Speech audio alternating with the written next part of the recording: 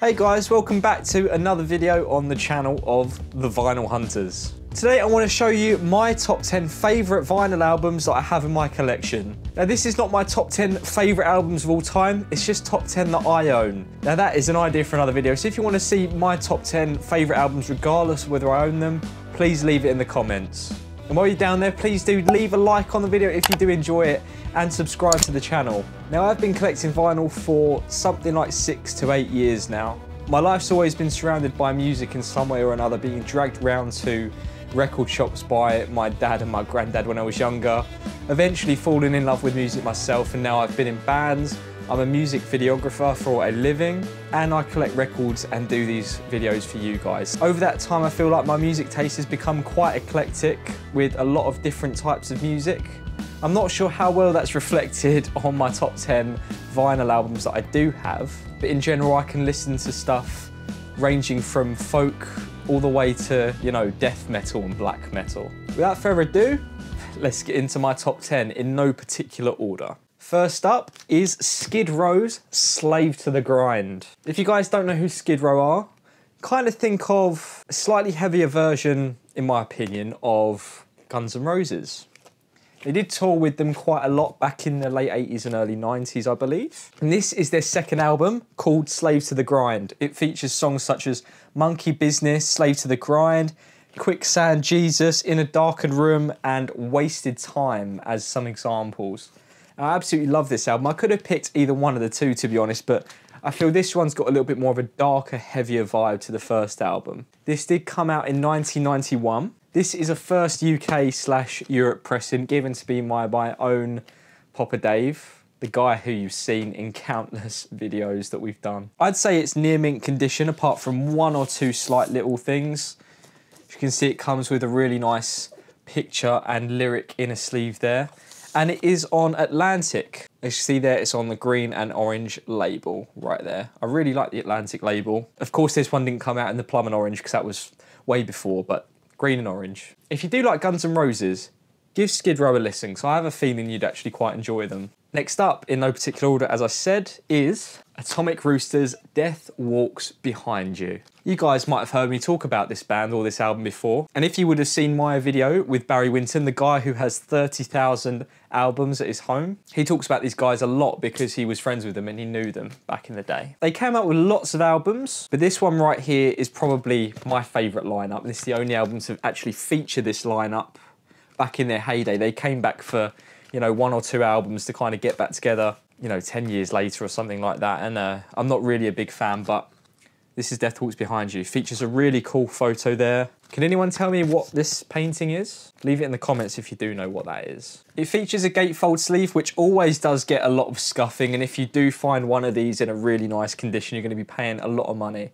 Probably between £50 and £100. Opens out here onto a gatefold sleeve. This picture was taken at Highgate Cemetery in North London, right by Karl Marx's grave, it's said to be. And it is on the record label B&C Records. If you have heard of that one before, it's a black label, as you can see, with the green B&C logo right in the middle there. And on the other side, it just has that same picture of Atomic Rooster there at Highgate Cemetery. Now, I picked this copy up actually at Spitalfields in one of our videos, I believe. I might be wrong there, actually. I can't remember. We buy so much in our videos. I got it for £15 back sometime in late 2021. So I think that's a really nice deal for this album, actually. And it is one of my absolute favourites.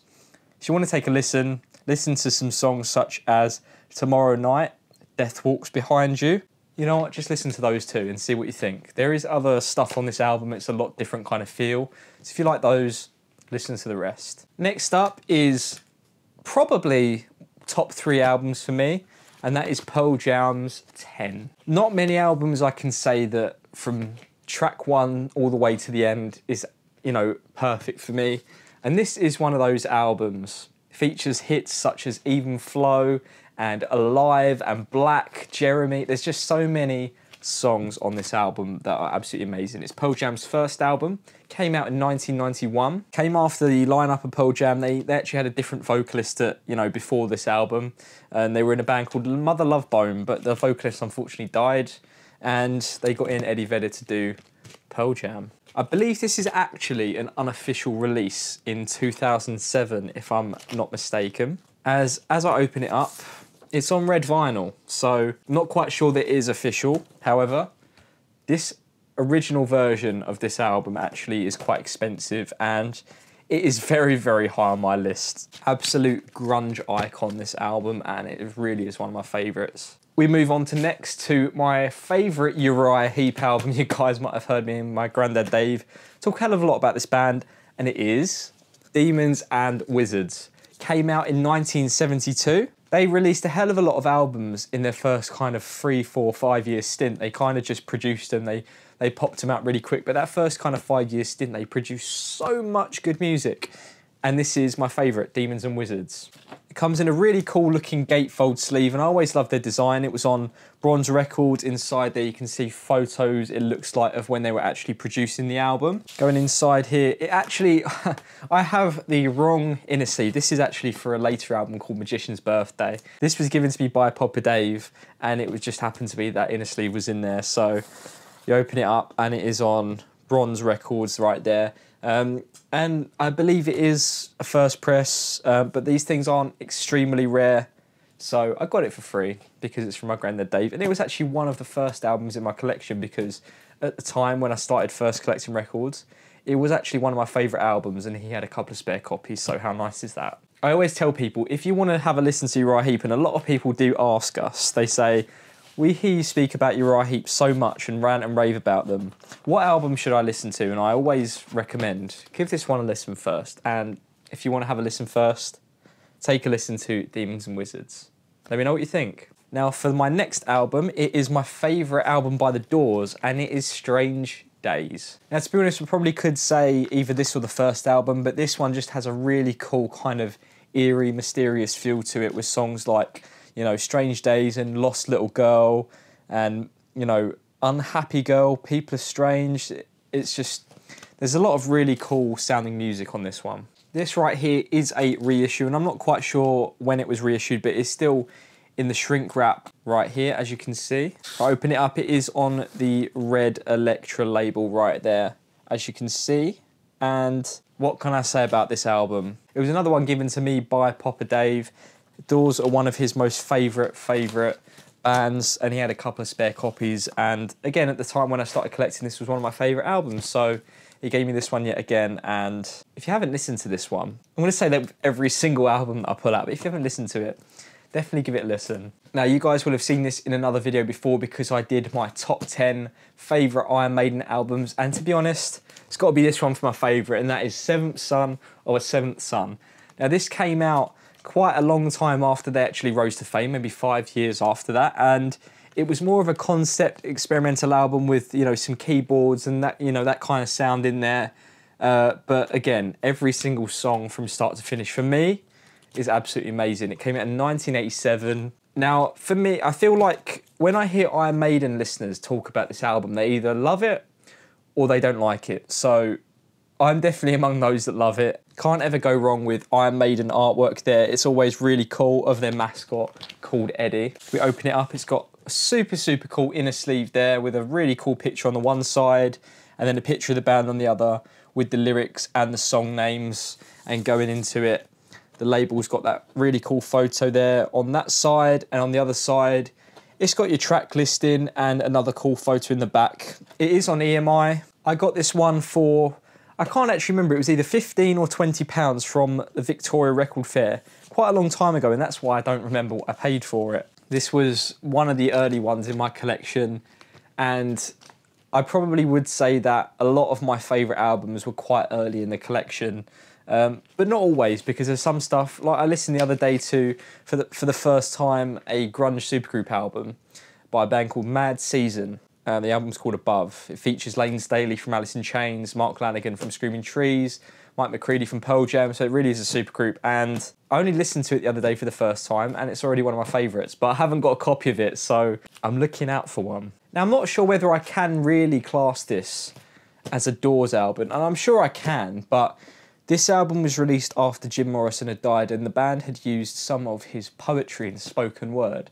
They made an album, and it was called An American Prayer by Jim Morrison and music by The Doors. Cannot tell you how cool this album sounds. Just think about, you know, The Doors, kind of really cool beats and keyboard lines mixed with spoken word and poetry by the late Jim Morrison. That's what this album has on it. And I didn't expect to hear it, honestly. I put it on and I was kind of blown away. So I would definitely recommend this. If you're a Doors fan and you haven't heard this, give it a listen. It's not too hard to come by. This is a reissue from 1991. The original came out in 78. So you can get yourself a copy for a decent price. This one was given to me by, again, Poppa Dave in the autumn of 2021, I believe. It does have a little bit of damp, kind of water damage there, but I'm just happy to have the record. It comes in a really cool gatefold sleeve with photos there of Jim Morrison, and on the back again another photo of Jim Morrison, which I'm pretty sure is the same picture as what's over there. So as we go inside, it is on Elektra, but as it's a reissue, it is on this really strange kind of white label right there. So it's definitely a lot different to other Elektra labels that I have seen, but as I said, I'm just happy to have this music on vinyl and it sounds great, so give it a listen. We're coming near the end now. This is an original version of Linkin Park's Meteora. Now the story with this one is when I was very, very little, I used to hear my family, especially my dad and my granddad, put this on in the car, probably very close to when it came out. So it's one of those albums that I rediscovered when I was much older, and I put these, you know, I went on YouTube, typed in Linkin Park, so I kind of finally discovered that that's what the album was, that's what the band was that I'd heard when I was younger, put on the songs, and it was like a massive nostalgia trip, and it is one of my absolute favourites. Features really famous songs such as Numb, Somewhere I Belong, and Breaking the Habit. It came out in 2003, so this pressing is probably worth in the 3 figures now. And I've only just noticed, I probably didn't know this before, but there is a tiny little sticker there that says promotional use only, so might even be worth more, but who knows. Comes in a really cool gatefold sleeve there with a super cool picture in the middle. And then on the back, it has the track listing and another photo there with a barcode. It is a double album. So going inside, that's the, you know, one side of the label, and there you have the other side of the label. And if you like your heavy music but you never heard Linkin Park, give it a listen. Can you guess who this one came from? It came from the one and only Poppa Dave. I'm guessing he must have bought this when it very first came out. He bought a lot of this kind of stuff in the, you know, the 2010s, because he's always been a massive vinyl collector when no one else really was, so he used to get them on vinyl, and now I've got it. Now, the penultimate album is an album that I'd never heard of before, so I asked Dave, what kind of early prog stuff should I ever listen to? And one of the names was Arcadium, and they put out one album called Breathe a While. Now, don't hold your breath. This is not an original copy. The original copy goes for, you know, anywhere from 300 to, you know, thousands. And that one day is on my list. I really kind of hope to see that for £1 somewhere and just get a real bargain, but I'm never going to see it. This is Arcadium's Breathe a While. It was released in 1969, and to be honest, it's not really very well produced. It was on a label called Middle-earth Records, and they only produced 2 albums. The other one by a band called Writing on the Wall, and that album was called Power of the Picts, or Power in the Picts, I can't quite remember. Now, none of these musicians actually went on to do anything notable. The singer went on to do a couple of albums, you know, later, but they're really rare and hard to come by, and they never got really any success. This is a really obscure prog gem, released on Akama. If we look on the back there, we have some really cool photos there, actually, of the band in different masks, and also in the middle, they're looking like mummies there. And then at the bottom, there's the photos of the actual band there themselves. Going to the inside of this one, it's on the Akama label. If you guys have any Akama reissues, you know that they all look virtually the same there. It says Akama. And then at the top, it does say, you know, in the middle, sorry, it says Arcadium Breathe a While. How I would love to have an original copy of this, but can't have everything. Maybe one day. Last but not least is probably my favourite album. And it's really hard for me to say, however, the mix of it being sentimental to me for many different reasons, and the fact that from track A all the way to the end, every single song is a masterpiece to me. It is Opeth's Blackwater Park. If you guys don't know what this is, I've spoke about this band a lot in my videos, but it is progressive technical death metal, but it's not old school death metal, so it's not really brutal. It is quite brutal, but it's in a progressive nature, so each song is between 5 and 15 minutes long, and they go from kind of brutal riffing and demonic sounding parts to almost angelic singing and beautiful kind of guitar pieces, and just wow. This album was bought as a Christmas present for me, and it's a reissue. I haven't actually opened it. The original's worth a lot of money, and you know what? If I walked into a shop, I'm saying this now, if I walk into a record shop in one of these videos and I see this on the shelves, there's probably not much going to be able to stop me from buying it. I think probably the fan favourite song from this album is actually a really slow acoustic song called Harvest, but there are also songs such as The Drapery Falls, Blackwater Park, which is of course the title track, and Bleak. I said in no particular order, but to be honest, I did leave my very favourite till last. I hope you guys did enjoy this video looking at my top 10 favourite albums in my collection. If you did, please do leave a like in the description. It really helps new people find the channel, and subscribe. I can't wait to see you guys again for another one of our videos, Hunting Records with Poppa Dave. Alright guys, thanks again for watching, and I'll see you in the next one. Bye bye.